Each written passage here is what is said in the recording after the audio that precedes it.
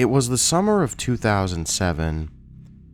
I spent all of my summers at my cousin's house during middle school. My cousin May's grandfather, whom she was extremely close to, had recently passed away. Our cousin Jen introduced us and several of my other cousins to the Ouija board. She told us how we could use it to communicate with spirits, the rules of it, and how to make one. Later on that evening, several of my cousins and I gathered in May's room. We wanted to try our bootleg Ouija. May, my cousin Maybelle, and I sat around the board on the floor while our other cousins sat around the room and watched us. We placed our fingers on the coin and said, "We call upon the spirits of Emilio. Are you here?" Nothing happened at first, and we were kind of disappointed thinking it didn't work. Shortly after, the coin moved to yes. We looked up at each other, and Maybelle asked if one of us moved the coin. None of us did. Maybelle was frightened and lifted her finger off the coin. May and I ended up lifting our fingers off the coin as well. At this point, all of my cousins are in complete shock. They whispered questions amongst themselves, but continued to stay and watch. We decided to try again and decided not to lift our fingers off until we ended the session. "We call upon the spirits of Emilio. Are you here?" The coin moved to yes. We were thrilled to find out we were still in communication with him. Since May was closest to him, she started asking specific questions he knew he would know the answers to. "When's your birthday? When's Grandma's birthday?" She also asked personal questions that no one in the room would know. May was confident we were speaking to her grandfather. I felt a cold breeze on top of my leg. It immediately gave me goosebumps. I asked May to ask him if he was next to one of us. I didn't tell them that I felt the breeze, but the board answered, blue. I was wearing a blue zip-up romper that day.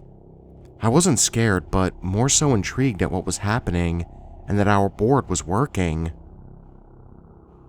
As we continued to play, the coin started making erratic movements around the board while it was underneath our fingertips. We were confused and thought it was May's grandfather. We asked, "Is there someone with us?" "Yes." "Is it Emilio?" The spirit didn't answer our question and spelled out a different name. We said the name out loud and it wasn't familiar to anyone in the room but Jen. Jen wasn't anywhere near the board. She was sitting on the edge of May's bed and was barely paying attention until we said the name. We asked her what was wrong and she told us one of her friends died in a bus accident when she was in high school. She believed it was him on the board. Most of us were still in middle school and Jen had already graduated from high school a while ago, so we didn't know anything about this. This gave us the creeps, so we ended our session by saying, "We leave you in peace. Goodbye." Jen told us to burn the makeshift Ouija board. I never found out the negative side of using a Ouija board until after I started using it. It wasn't until I was done playing with the board for good that I found out you shouldn't burn a Ouija board. I also remember one of my friends in middle school told me the board can attract negative spirits. I was stubborn and continued to use it on different occasions anyways. One day, my best friend at the time came over my house while my parents were at work. We decided to make a Ouija board and played. We believed to have communicated with something, but it didn't seem any different from the other times we played, so we didn't think much of it. She went home late afternoon and I forgot about the Ouija board. Later on that evening, I remembered I had to burn it. I told my mom I had to burn the board and I was extremely frantic thinking it might have been too late to burn it. My mom was annoyed but burnt it for me in our kitchen over the sink. After the last time I used the board, I always felt like something was behind me, watching me. I was so paranoid I would have to routinely check my closet every time I entered my room. I would also check my closet throughout the day if I stayed at home. Whenever I had to use the bathroom, I had to open the shower curtains and make sure nothing was there. My family moved 3 times, and I also had the same feeling until my senior year of high school. The feeling hasn't returned since then, but I've had some strange experiences throughout the years. My house was located near an old 2-lane highway just outside the city limits of a town named Elizabethton. This area was settled in the late 1960s. Its historical notability is among the most fascinating in the entire state. It's home of the first permanent settlement outside the original 13 colonies, so it's bound to have a lot of history. To be more precise in the description of our home, we settled in a small 3-bedroom home off a 1-lane road originally made for logging trails. I've also heard these roads called ridge runners, which were built by moonshiners, so I'm not sure what its original purpose for this road was used for. In addition, this is an old neighborhood where mostly senior citizens live, so the nights stay very quiet apart from the tree frogs, crickets, and a few neighborhood dogs that bark at raccoons or other stray animals that dare venture into their domain. We shared only one street lamp down the road, so besides the tranquility of the quiet country life, unless there was a full moon, it was so dark that you could practically cut it with a knife. Up behind us was another 1-lane road with a few old homes, and behind and above that road consists of woods mixed in with some farmland. When we first moved to the area back in the mid-90s, we were told some creepy stories that I presumed to be nothing more than old southern folklore. I didn't put much more thought into it other than just that. Until later. We weren't there even a year when we experienced our first paranormal experience.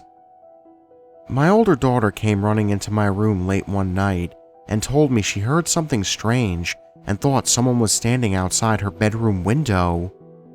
She said she was almost asleep when she heard something tapping on her end of the house and then the window.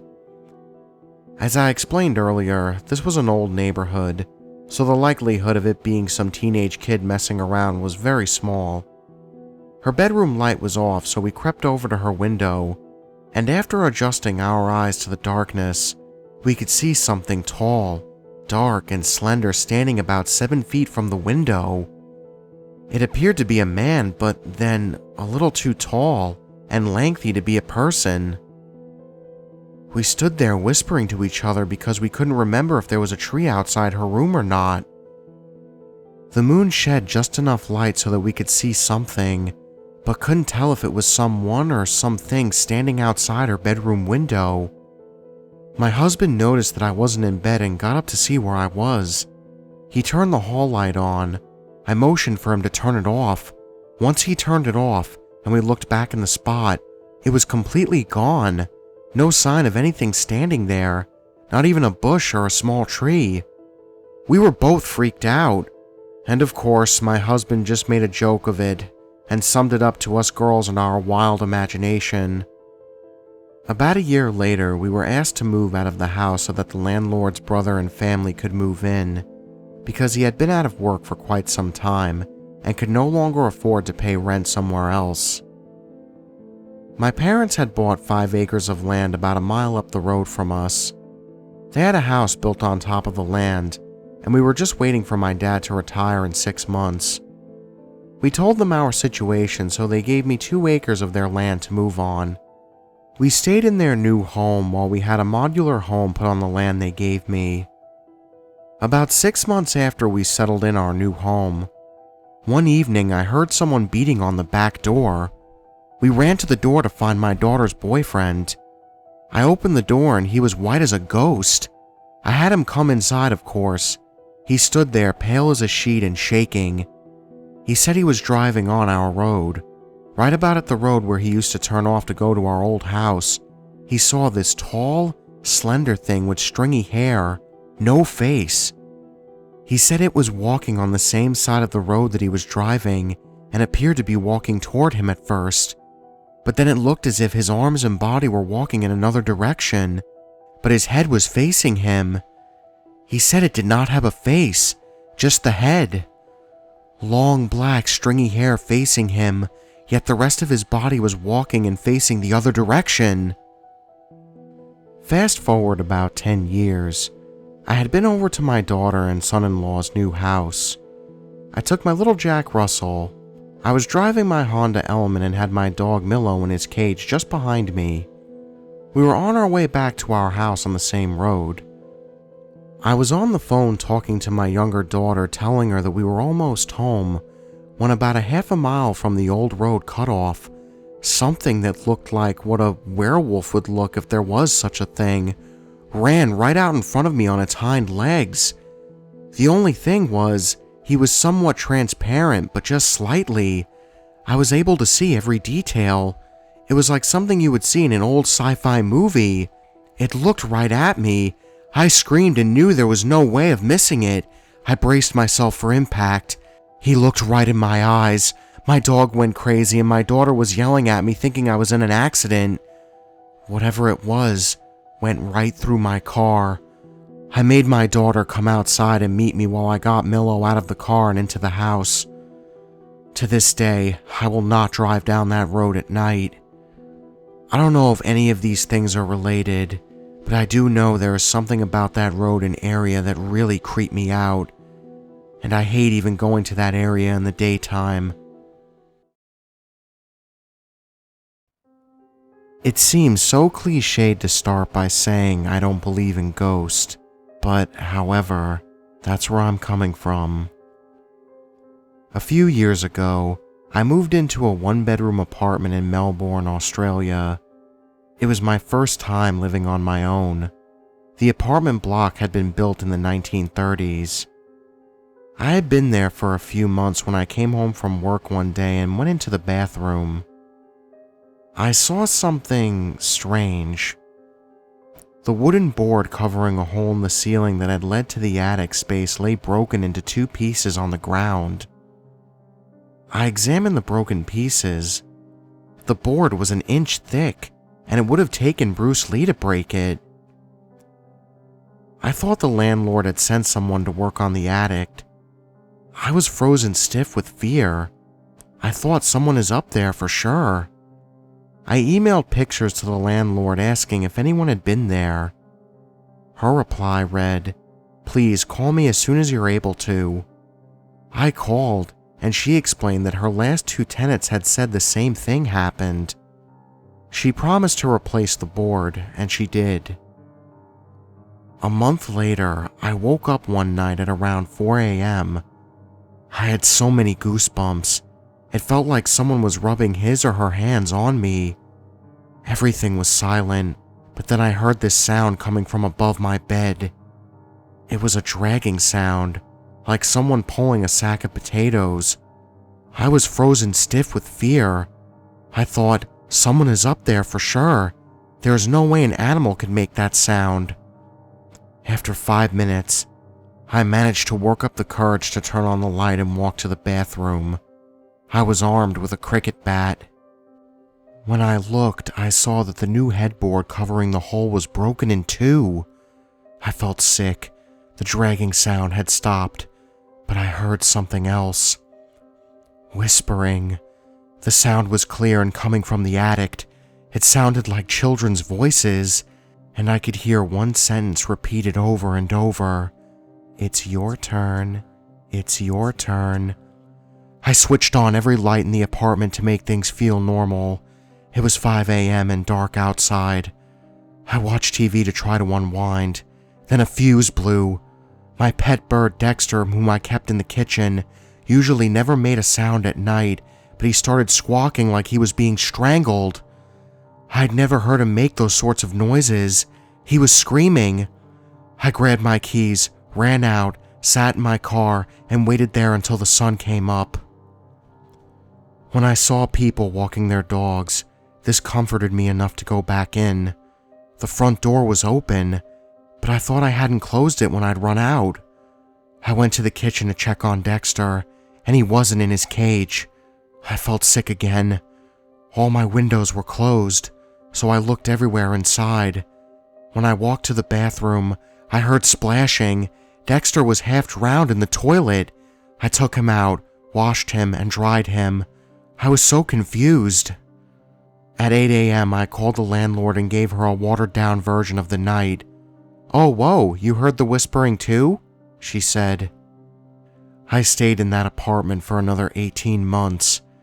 I heard the whispering on a few occasions, and twice the board covering the hole in the ceiling moved. Although I live elsewhere, the landlord recently called. She said that her new tenants had begged to speak with me about some of the stuff that's been going on there. Forget it. It's their problem now.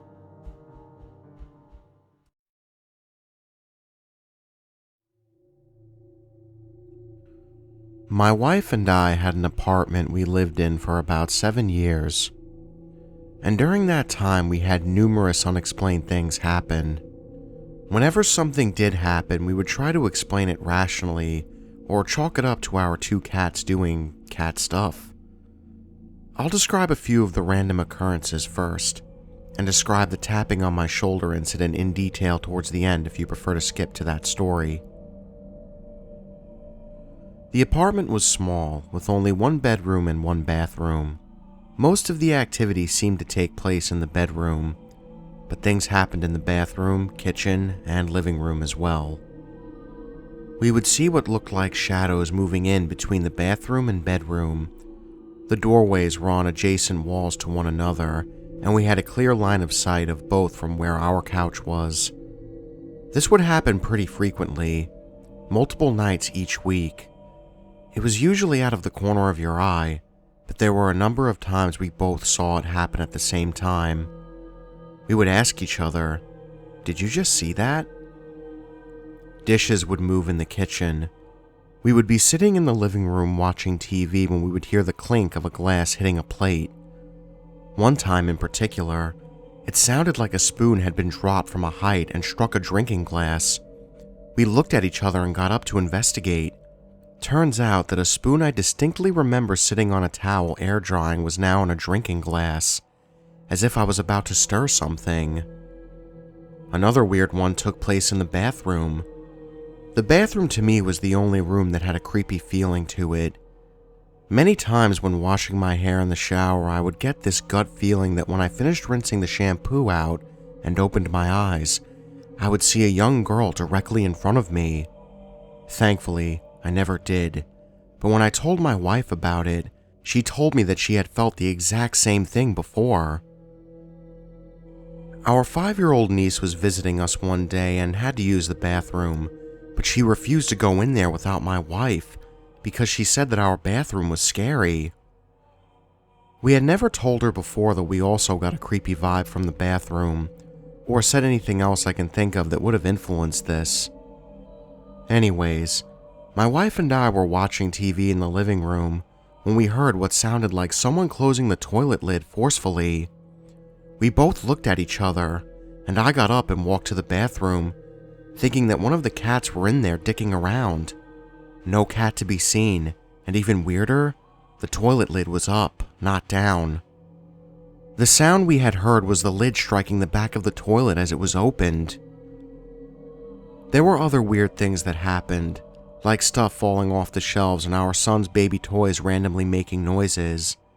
Things like that which we would half-heartedly blame on the cats. Alright, the bedroom experiences. Somewhat infrequently, after waking up, we would see what looked like the imprint of fingers on the underside of my pasty white forearm. I originally thought I must have slept with my hand on my arm, but the marks would still be there 6, 7, 8 hours later when I was at work. The headboard of our bed was up against one wall, and the doorway to our bedroom was on the wall to the left. Basically in the corner of the left wall and the wall of the opposite wall our headboard was up against. Basically in the corner of the left wall and the wall opposite of the wall our headboard was up against. I mention this because we had a clear line of sight from the wall on the left to the wall on the right. This pertains to the next experience. This happened to my wife shortly after I had left for work early one morning. Must have been between 3:30 or 4 a.m. She was in bed, trying to fall back asleep after getting up and making lunch for me before I had left. My wife had turned the bathroom light on after I had left, and before lying back down in bed, so there was plenty of light in the room. Anyways, she hears the front door open and then close, and immediately thinks I must have forgotten something and came back down to get it. So she's lying there on her back looking at the doorway, expecting me to walk into the bedroom. But instead she sees a girl with long black hair that completely obscures her face walk right through the doorway. My wife said she froze in terror and could only stare as the girl slowly walked across the bedroom, just beyond the footboard of the bed, before turning and walking along the side of the bed to her right. The girl walked directly into an old vanity we had that was next to our bed and disappeared with a loud thud, like the vanity had hit up against the wall. My wife said she just sat there kind of stunned before jumping out of bed and turning on basically every light in the apartment and stayed awake until it was time for her to go to work. I had quite a few text messages and voicemails from her waiting for me on my phone when I took my first work break at 7 a.m. Alright, the shoulder tapping incident. Without a doubt, the weirdest of my personal experiences while we lived there. This took place maybe a month or two before my wife's experience with the girl. My job at the time was at a distribution center for Walmart. Work started at 4 a.m. and usually ended around 2 p.m., so I almost always got home before my wife got off work around 5 p.m. I had just bought a badass gaming computer, custom built, and almost always jumped on it when I would get home from work. Call of Duty Modern Warfare had just come out and I was addicted, so I would usually be playing it with my headphones on. When my wife would come home, the desk was in our bedroom, against the wall opposite of the doorway, so I would never see my wife, and rarely hear her when she came into the bedroom when getting home. Most of the time she would say something to get my attention, or other times hug me from behind to let me know she was home. So, just another ordinary day playing my game. It was a nice sunny day, probably around 3 p.m. I'm in the middle of a round when I feel 3 solid and distinct taps on my left shoulder. It wasn't like something had brushed my shoulder, it was firm and directly on the top of my shoulder, like right on the bone. I immediately think, oh shit, the wife's home. I hope she hasn't been trying to get my attention for a while. So, I turn the computer chair around while sliding the headphones off at the same time. I remember having a smile on my face and saying, "Hey baby," as I turned around in the chair. She's not standing behind me. Nothing is, for that matter. I'm a little confused, thinking maybe my wife tapped me on my shoulder and then hid somewhere. So I stood up and proceeded to check the entire apartment. No wife to be found, and the front door is locked. I was weirded out, but it wasn't scary, I was just confused, because I knew that I hadn't imagined the 3 taps on my shoulder. It never did happen again, though plenty of other unexplainable things did. I apologize for this turning out to be as long as it did, and for being somewhat anticlimactic, my personal experience at least. My wife's, though, still freaks me out.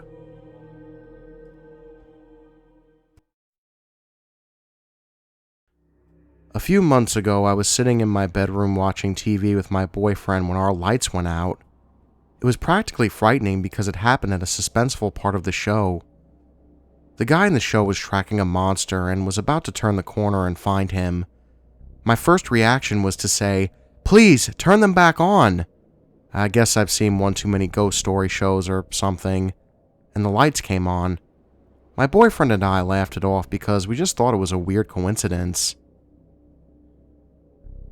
Flash forward to a few weeks later, myself and 5 of my friends are sitting outside on my patio when one of my friends, who happened to glance inside the house for a moment, said, "Whoa, what the fuck?" When we questioned him, he said he saw the light in our kitchen go out. My boyfriend joked that I should go in and ask them to turn it back on, and I have to admit I was feeling curious, so I obliged. I walked into the center of the kitchen and, in my best fake TV psychic voice, said, "Please, turn the lights back on," and they came on. It's happened once since then, about a week ago. I sat down with my roommate to watch TV in our living room, when I noticed the room suddenly seemed darker. I turned and noticed that the light in his room which had been on when we sat down, was off. My roommate seemed pretty freaked out, so I said, "I'm sick of this. Turn them on." Nothing. So I added, "Please?" And they came on. Now, I'd be willing to dismiss this whole thing as well-timed electrical malfunctions if my roommate and I hadn't had two separate strange experiences. Almost a year ago, when we first moved in, I was sitting in my bedroom doing my makeup, getting ready to go to the grocery store, when I heard the front door open and shut. I heard my boyfriend's voice distinctly say, "Babe," like he would if he were sick or really upset. Then I heard him plop onto the couch very loudly, like he just fell onto it. I yelled, "Hold on, I'm coming," as I run into the living room. But when I arrived, no one was there. I checked the door and it was still deadbolted. I called my boyfriend and he confirmed that he had been at work all day and he hadn't left. I didn't tell anyone about what exactly happened because I felt crazy. Needless to say, I noped out of the house a few seconds later and spent 3 hours grocery shopping so I wouldn't have to come home to an empty house. Months later, my roommate approached me as I got home from work. He was visibly shaken and told me something very, very strange had happened to him earlier. He said he was going to go to the store and he wasn't sure if I was home, so he called out, "Hey, you need anything from the store?" He said he heard shuffling in my room, and then my door cracked open. Then, in my voice, he heard, "No, I don't need anything. Thank you." And the door shut. He thought I sounded weird, maybe upset or something, so he picked up a candy bar for me at the store. When he returned, he knocked on my door to give it to me. Receiving no answer, he cracked the door and peeked inside. I wasn't home. I had been at work for about 4 hours at this point. I've got no idea what's going on with this place. I've tried smudging it with sage. I've tried asking nicely for whatever it is to leave. I've tried asking less nicely. Luckily, we're moving at the end of August. I just hope this thing doesn't follow us.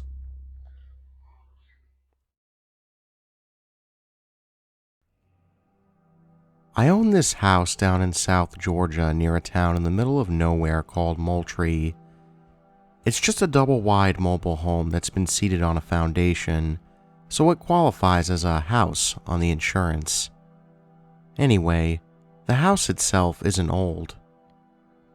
So I lived there about 2 years before moving up to Atlanta to take a better job.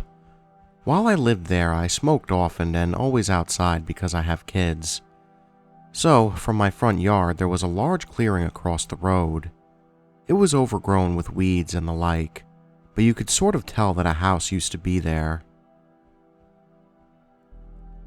So, within weeks of my family moving in, I began to feel freaked out by being out on my front porch at night. During the day, I felt absolutely normal. There was something about the night that just didn't sit well, and I consider myself a believer in the paranormal, and maybe a mild clairvoyant, so I felt like I knew what that feeling was. It was the being watched feeling so many people describe during these sort of events. So I convinced myself it was nothing and simply fixed the issue by smoking out back instead of the front when it was dark out. My mom was over one afternoon during a small family grill out, and we were walking around the front lawn just checking out my garden. The sun was near setting and you could just barely see the light fading over the horizon when she went wide-eyed and stopped talking mid-sentence. I asked her what is wrong, and she just slowly lifts her hand to point in the direction of the aforementioned clearing. I look that direction, and as I do, I see this huge dark shadow slowly go from what looked like a dog crouching over to a full bipedal humanoid shape. This thing was 10 feet tall, I mean huge, as if it were human. So I blink and rub my eyes for a second before asking my mom, "Are you seeing what I'm seeing?" She confirms by nodding, but is unable to make words. At this point, I am really getting scared. Now I know that I wasn't mistaken by my feelings of being watched. I tell her we need to go inside. She agrees, so we begin to walk towards my front door slowly. At that moment, my spidey senses go off, and I turn to look back at the thing. And as I do this, it looks like this thing is charging across the dirt road towards my lawn. I panic. My mom panics. Suddenly the creature lurches back as though it ran into an invisible wall. We've made it to the porch at this moment, and I have one foot in the door when my mom finally speaks and says, "Wait, it looks like it stopped." When I focus again on this thing, I notice that it has no eyes, no defining form, only the dark outline of a shadow overcasting the already dark background of the tall grass and the clearing with the surrounding trees. Again, the thing charges towards us, but lurches back at the edge of my lawn. Freaked out, we assume it's paranormal and there's nothing we could do about it. So we head inside, tell everyone in there, and of course they think we're messing with them. Eventually everyone goes home and I discuss it with my wife, who tells me to stop playing around. I wouldn't go out front at night again, and shortly thereafter we moved out into Atlanta. I knew the previous owners personally and contacted their sons to see if they had ever experienced anything like that. They say no, but strangely they had witnessed angels at the four corners of the lawn before. I'm not Christian and I'm barely religious, more of a spiritual person, so I go along with it since they are and listen carefully. Apparently their dad was a pastor at a church, and in doing so, prayed constantly over their land and his family. Now, be it strange or not, the fact that they claim to have seen angels at the four corners of the lawn, and that I've just witnessed who knows what attempting to enter the lawn almost being pushed back by the edge, was just unsettling. The story ends anticlimactically by me simply not going outside at night. At least not out front. We move and try to forget it happened. I've since rented the place out to another family, and I haven't heard them say anything about it. Though I did request that they keep an eye on their kids and not let them go across the road there. I later found out that the house that used to be there had a small family that lived there. The teenager actually went to middle school with me, but I didn't know him. He committed suicide 3 years before I ended up moving there, and the house across the street was demolished shortly thereafter. I won't ever go across that street, and I wouldn't advise anyone else to do that either.